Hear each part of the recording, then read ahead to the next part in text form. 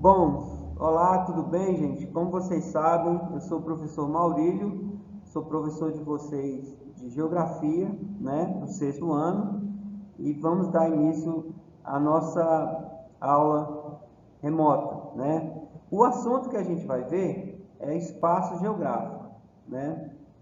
Então vamos lá. Existem vários conceitos sobre o espaço geográfico, mas o importante é saber que todos esses conceitos, né, eles têm que estar relacionados o meio com o homem. Né? O meio, o que é o meio? A natureza, né?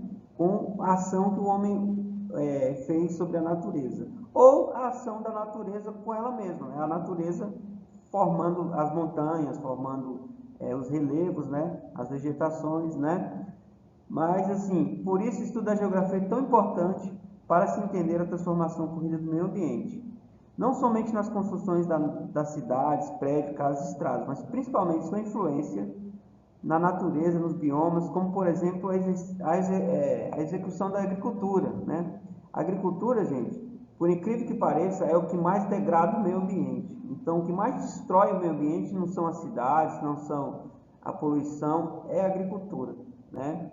Então, é isso. Nós vamos estudar primeiro o conceito de espaço geográfico, né? Para nós entendermos como é que funciona a formação dessas paisagens, tá bom?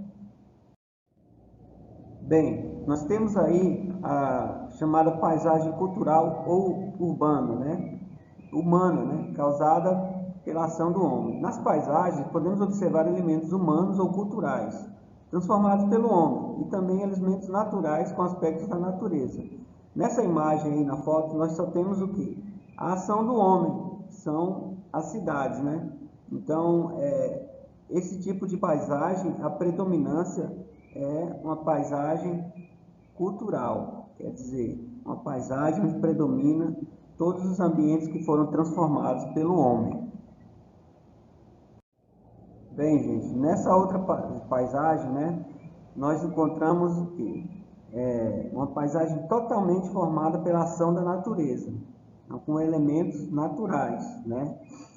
Então nós temos aí uma formação rochosa, né, um relevo que foi formado ao longo de muitos anos, são milhares de anos para formar esse tipo de formação rochosa, né? Onde nós não temos aí se pode observar nenhuma foto, nenhum registro da ação humana. Tudo é feito pela natureza. Então esse é um tipo da paisagem natural, de elementos somente naturais da natureza. Nesta outra imagem, gente, a gente tem os dois aspectos aí. Nós temos o que? Os elementos artificiais, né, ou culturais, chamados da ação humana, que é o farol aí construído pelo homem, e nós temos os elementos naturais, que foi moldado pela natureza, que são essas rochas aí, próximas aí, você pode ver que ao fundo aí tem o mar, né? Então, como é que a gente pode falar dessa paisagem? Bem, uma paisagem praticamente mista, né? Você tem aí, apesar da maioria ser os elementos naturais, você tem a construção do homem também, que é a formação desse farol que se encontra aí. Então, essa paisagem foi transformada, né? Não tem só elementos naturais formados pela natureza. Ela tem a transformação do homem com a imagem do farol que vocês estão vendo aí. Então, gente, como é que fica a definição de espaço geográfico, né? Eu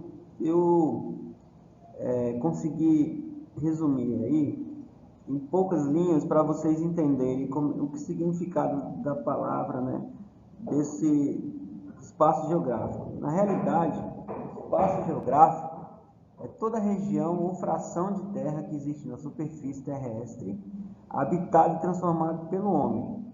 É a relação que existe entre o homem e o meio, né? Então, olha só, se eu falo de um determinado local, então aquele determinado local vai me dar o espaço geográfico, tá? Então, o que acontece?